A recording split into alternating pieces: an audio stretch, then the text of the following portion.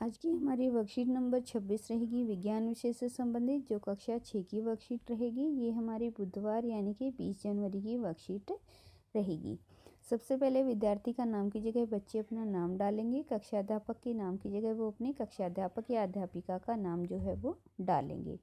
इससे पहले जो हमने विज्ञान विषय से संबंधित वर्कशीट की थी, उसमें हमने डाला था कि सजीव और निर्जीव चीज़ें क्या होती हैं, उनका प्रवेश कैसा होता है। उन्हीं के बारे में हम और ज़्यादा जानकारी इस वर्कशीट के माध्यम से इकट्ठा करने की कोशिश करेंगे। तो देखते हैं कि सजीव और उनका प्रवेश और इन जीवों की विशेषताएं जो हैं वो क्या होती हैं, उनको हम देख लेते हैं। तो सबसे पहले करते हैं उद्दीपन, कि इन जीवों की विशेषताएं क्या होती हैं। तो उद्दीपन क्या है कि सभी जीव अचानक हुए परिवर्तन पर अनुक्रिया करते हैं यानी कि वो प्रतिक्रिया देते हैं।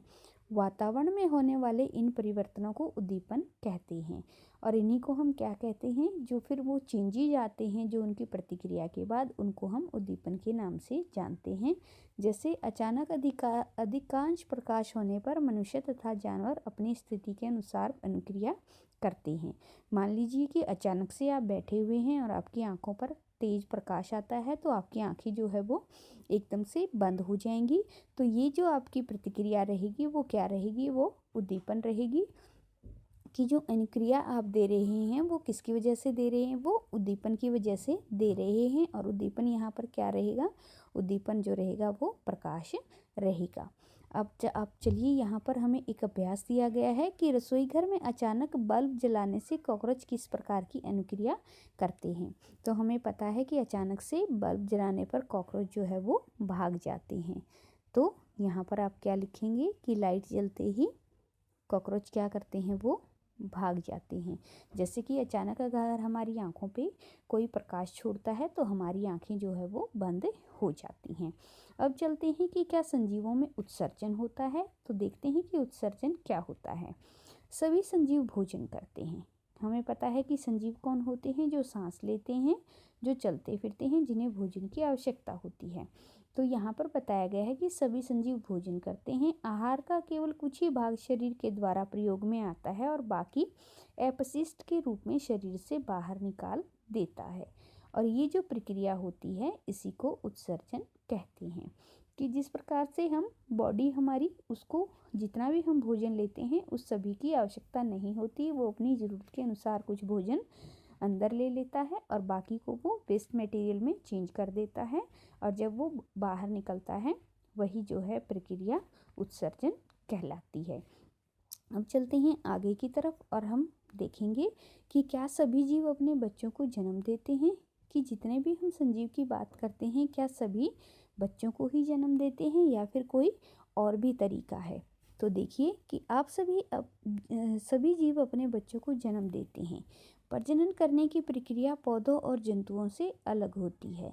जंतुओं में कुछ जंतु शिशु को जन्म देते हैं और कुछ जंतु अंडे देते हैं। जैसे कि चिड़िया अंडे देती है।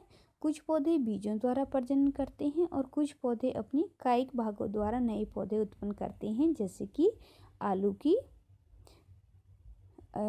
यहाँ पर आलू की जो हम आलू वगैरह जो होता है उसको हम क्या करते हैं, एक आलू के रूप में ही बीज के रूप में ज़मीन में लगाते हैं और फिर उससे हमें आलू प्राप्त हो जाता है।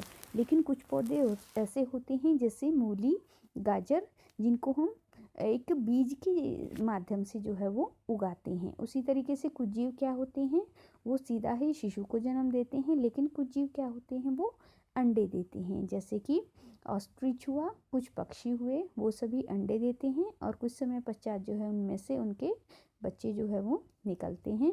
लेकिन अगर हम बिल्ली की बात करें तो बिल्ली जो है वो क्या करती है, वो छोटे छोटे शिशु देती है। इस तरीके से डॉग की अगर बात करें तो वो भी क्या करता है, वो भी छोटे छोटे शिशुओं को ही जन्म देता है।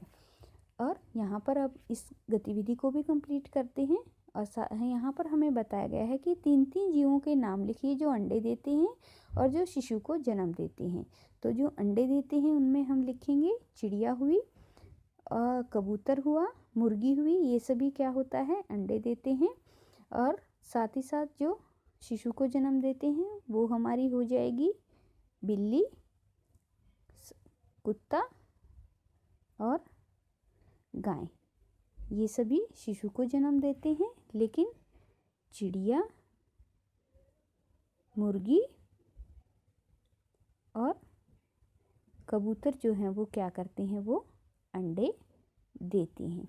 तो इस तरीके से 3 यहाँ पर हमारे हो जाते हैं जो अंडे देते हैं, और 3 यहाँ पर हमारे हो जाते हैं जो कि शिशु को जन्म देते हैं।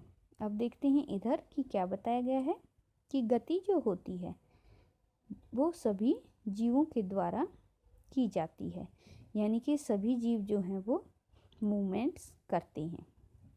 अधिकतर जीव एक स्थान से दूसरे स्थान पर गति करते हैं। पौधे सामान्यतः जमीन से जकड़े रहते हैं, इसलिए यह गति नहीं करते, परंतु विभिन्न पदार्थ जैसे जल और खनिज एक भाग से दूसरे में संवाहित होते रहते हैं। तो यहाँ पर अब हमें एक्टिविटी जो दी गई है उसमें हमें बोला गया है कि कार या बस गति करती हैं। इन वस्तुओं सजीव या निर्जीव कहेंगे और क्यों? कि यहाँ पर हमें पूछा गया है कि कार और बस चलती तो हैं, और जैसा कि हमने पढ़ा था कि सजीव वस्तुएं गति करती हैं, लेकिन क्या हम इनको सजीव कहेंगे या फिर निर्जीव? तो हम सबसे पहले देख लेते हैं कि ये क्या है, ये निर्जीव वस्तुएं हैं। लेकिन ये गति कैसे करती हैं? ये ईंधन की सहायता से गति करती हैं, ये इलेक्ट्रॉनिक चीज़ें होती हैं, इसीलिए हम इनको सजीव नहीं कहेंगे, क्योंकि इनको भोजन की आवश्यकता नहीं होती। ये गति करती हैं लेकिन ये सांस नहीं लेती हैं, ये ऑयल के माध्यम से चलती हैं, ये इलेक्ट्रॉनिक चीज़ें होती हैं, और इनको हम निर्जीव वस्तुओं में ही काउंट करेंगे। तो इस तरीके से ये हमारी वर्कशीट जो है आज की यहाँ पर कंप्लीट हो जाती है, और अंत में हमें दिया गया है कोविड के संदर्भ में उचित व्यवहार संबंधी संदेश, और इसके अकॉर्डिंग हमें कोविड-19 से बचने के लिए हमेशा मास्क का उपयोग करना चाहिए।